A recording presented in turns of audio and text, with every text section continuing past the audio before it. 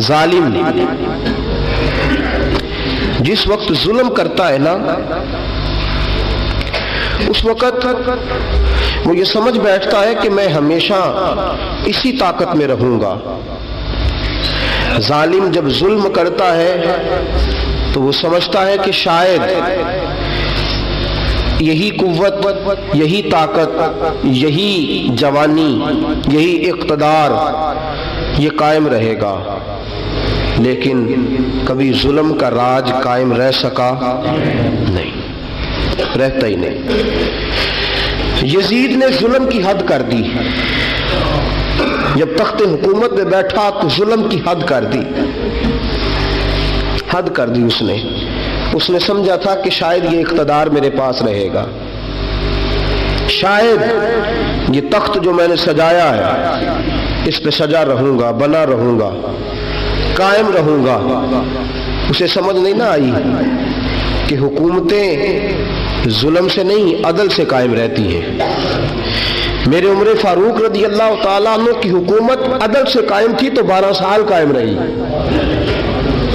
12 سال قائم رہی، اور عمر چلے گئے، عدل کرتے کرتے چلے گئے۔ میں اگلے جمعے بیان کروں گا حضرت عمر کے بارے میں۔ جناب عمر چلے گئے، عدل کرتے کرتے دنیا سے رخصت ہو گئے، لیکن مدینے کی گلی سے بھی جا کے پوچھو گے تو عمر کے عدل کی گواہی دے گی۔ مدینے کی گلی اور مٹی بھی کہے گی کہ عمر عادل تھا۔ یزید نے ظلم کیا نا، پورے 4.5 سال رہا، لیکن اس کا خیال تھا کہ میں جمع رہوں گا، بنا رہوں گا، رہ سکا نہیں، رہ سکا، کیونکہ اللہ غافل ہے، اللہ کو پتہ ہے۔ اور ایک اور بات بھی، ایک اور جملہ بھی کہنے لگا ہوں، اسے بھی یاد رکھیے گا، ظالموں کو مددگار بھی مل جاتے ہیں، ظالموں کو مددگار بھی مل جاتے ہیں، بلکہ ظالموں کے مددگار زیادہ ہوتے ہیں، بدی جلدی پھیلتی ہے، گناہ جلدی پھیلتا ہے، ظالموں کے مددگار زیادہ ہوتے ہیں۔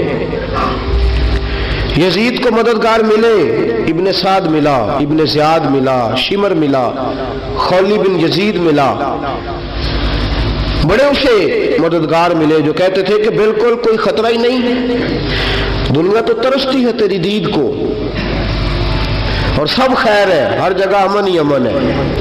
یزید جب ظلم کر رہا تھا تو سمجھتا تھا مجھے کوئی نہیں پوچھے گا، کوئی میرے قریب نہیں آئے گا، لیکن یارو اس تک دنیا کا کوئی بندہ تو نہیں پہنچ سکا، لیکن اللہ کا قہر تو پہنچ گیا نا، اللہ کے انصاف کا ہاتھ تو پہنچ گیا نا، رب تو ہے نا دیکھنے والا۔ عبید اللہ ابن زیاد کے دربار میں جب سیدنا امام حسین کا کٹا ہوا سر پہنچا نا، اس نے ایک چھڑی پکڑی، اور چھڑی پکڑ کے نا تو امام حسین کے لبوں پہ مارنے لگا، کہنے لگا تجھے کہا تھا نا بات مان جا، کٹا ہوا سر تشت میں رکھا ہے، تجھے کہا تھا نا بات مان جا۔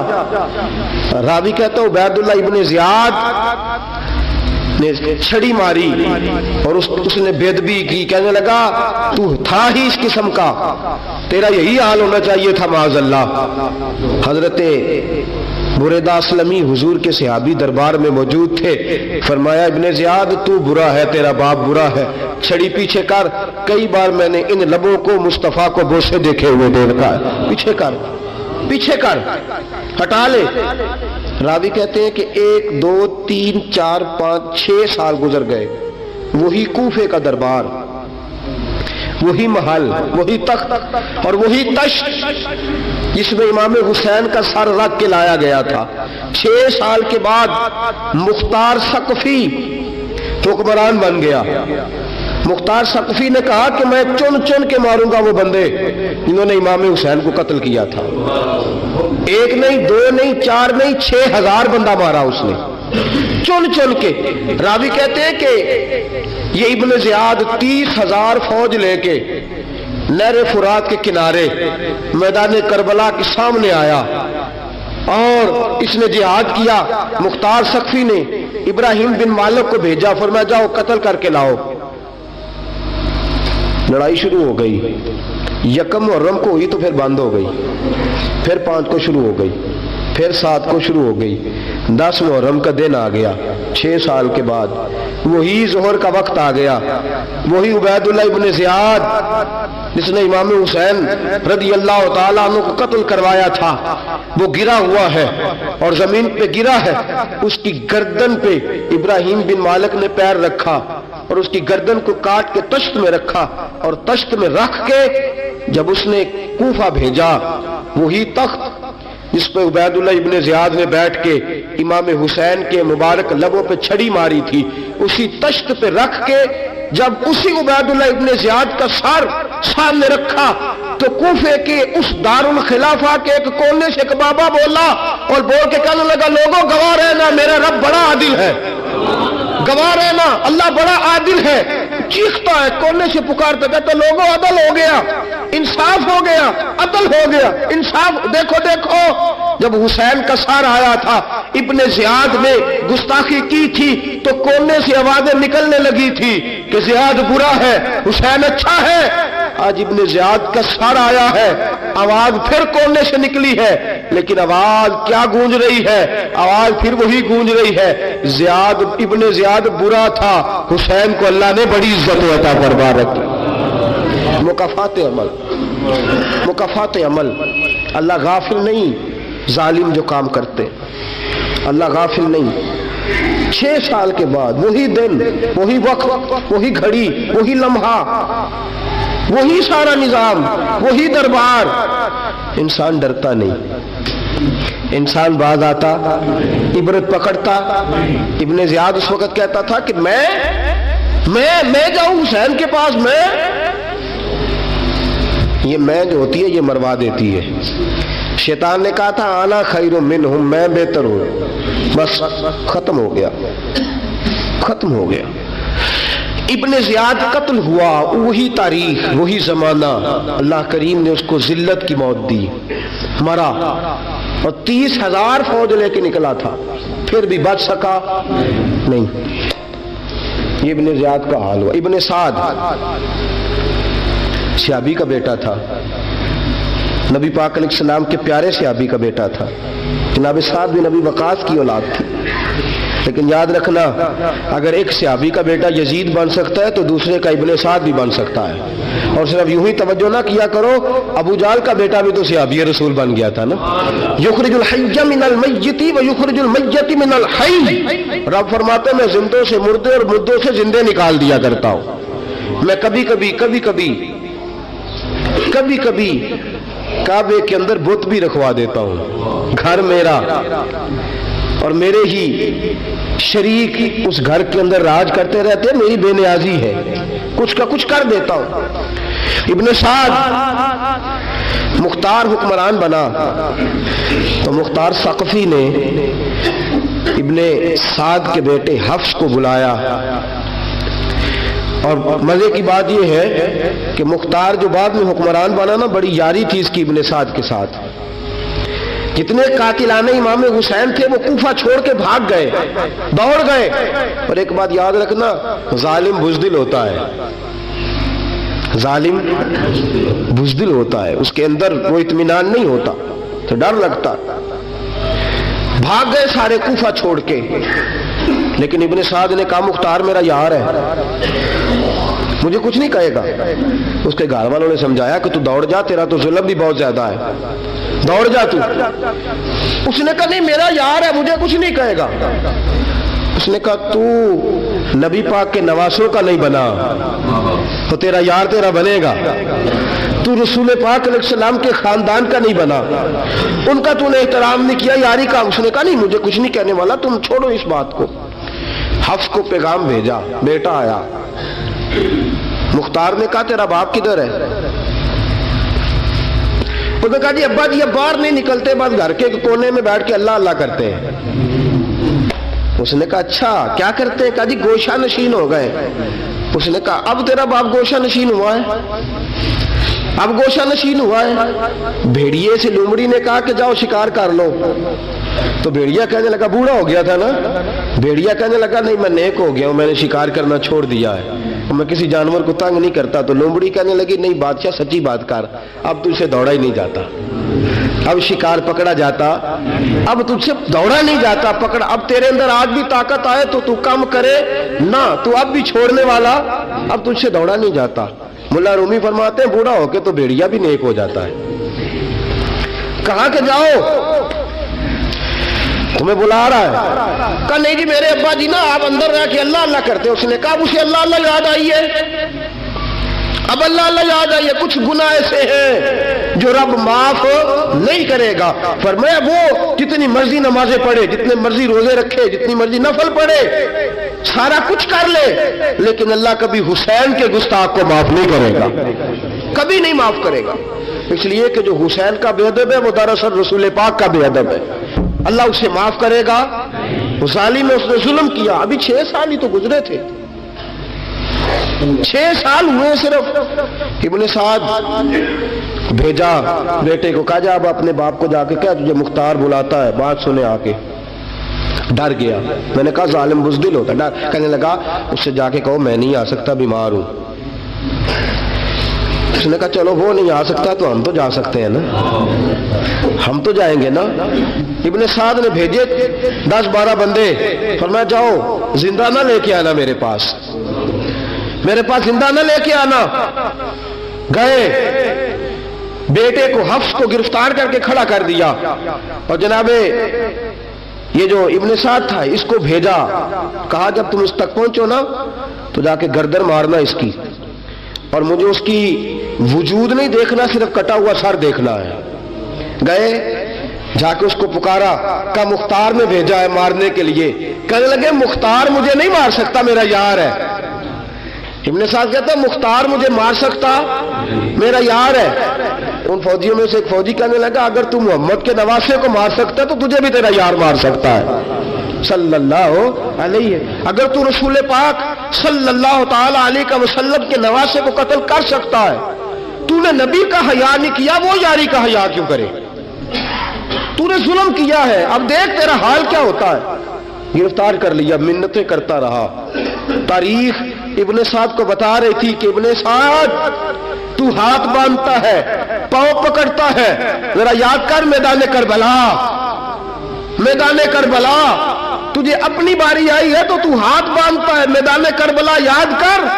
حسین نے بھائی کی بھی لاش اٹھائی تھی، حسین نے جوان بیٹے کی میت بھی اٹھائی تھی، 6 مہینے کا علی اصغر بھی اس کی گود میں دم توڑ گیا تھا، اس کی بیٹیاں پیچھے تھی، بہن پیچھے تھی، بھانجیاں پیچھے تھی، بھتیجیاں پیچھے تھی، لیکن حسین نے ایک بار بھی ہاتھ نہیں باندھے۔ یہ کون ہے اٹا ہوا، غبار سے پھٹا ہوا، ہزاروں کوفیوں کے درمیان وہ اکیلا ہی ڈٹا ہوا، یہ بال یقین حسین ہے، نبی کا نور عین ہے۔ فرمایا یہ وہ میدان کربلا بھی یاد کرنا، تو ظالم تھا نا، معافیاں مانگ رہا ہے۔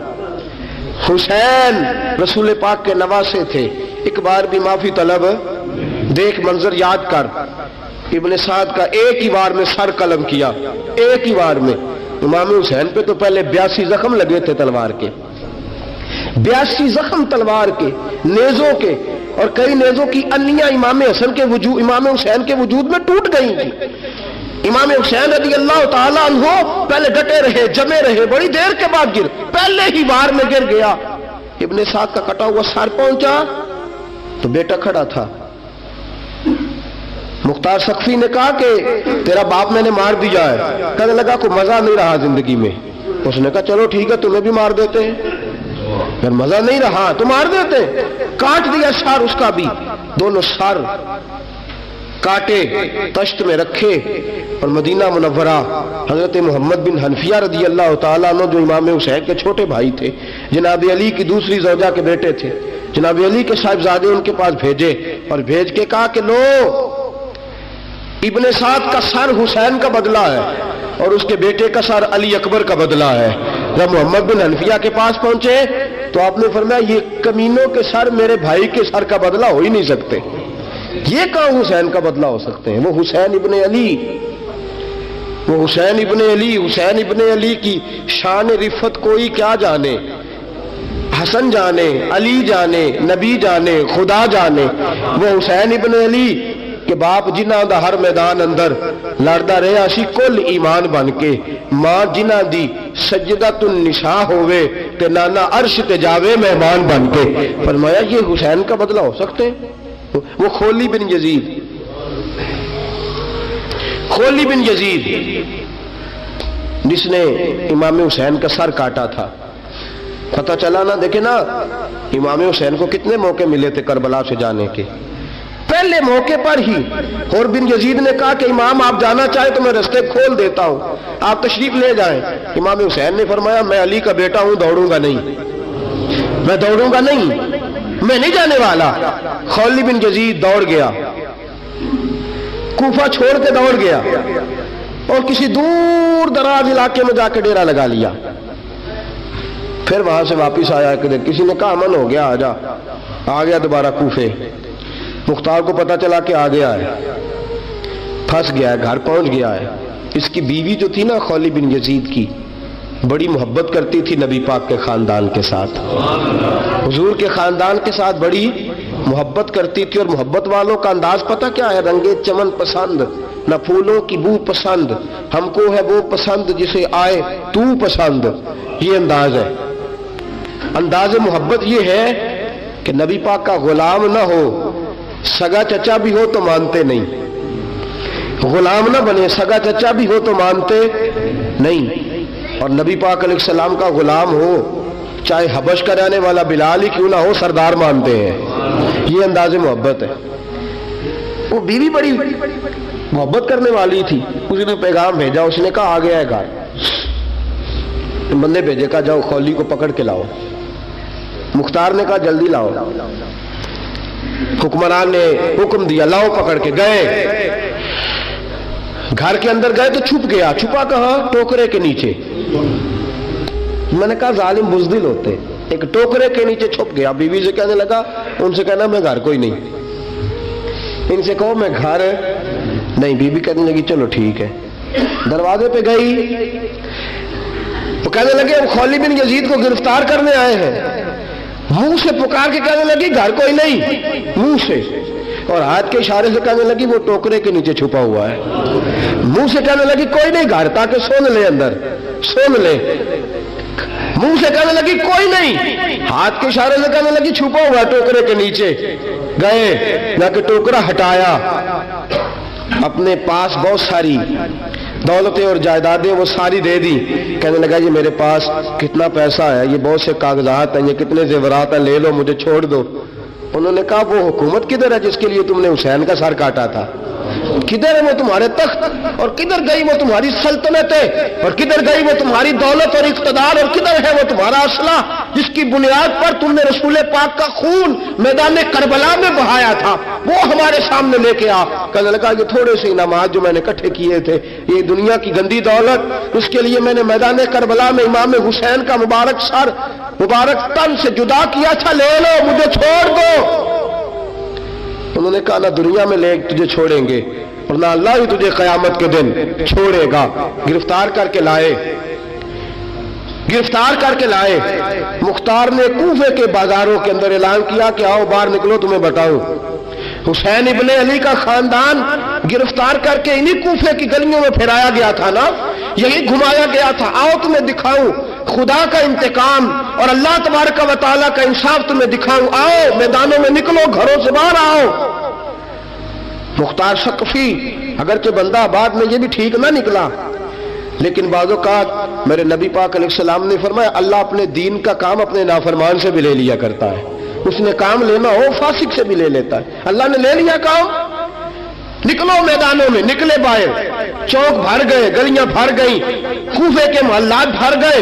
مختار نے کہا لوگوں 6 سال پہلے کی تاریخ بھی ذہن میں رکھنا، اور آج کا دن بھی تم کبھی مجھے وہ خولی بن یزید ہے کہ یہ نعرے لگاتا تھا کوفے کی گلیوں میں کہ میں نے حسین کا سر کاٹا ہے، میں نے حسین کا سر کاٹا۔ تمہارے سامنے کھڑے، پوچھو اس سے پوچھا بھی تو نے حسین کا سر کاٹا؟ کہنے لگا جی میں نے تو بالکل نہیں کاٹا تھا، میں تو انعام کے لیے نعرے لگاتا تھا، میں نے تو نہیں کاٹا۔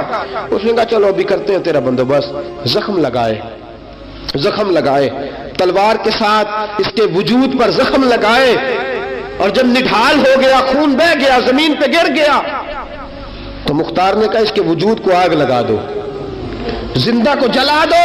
جب وہ جل رہا تھا راکھ اڑ رہی تھی، لوگ کہہ رہے تھے کہ دیکھو یاد رکھنا اللہ نے رسی ڈھیلی کر دی تھی، اب رب نے رسی کھینچی ہے، تو دیکھو خدا سے بڑا کسی کا انصاف نہیں ہے۔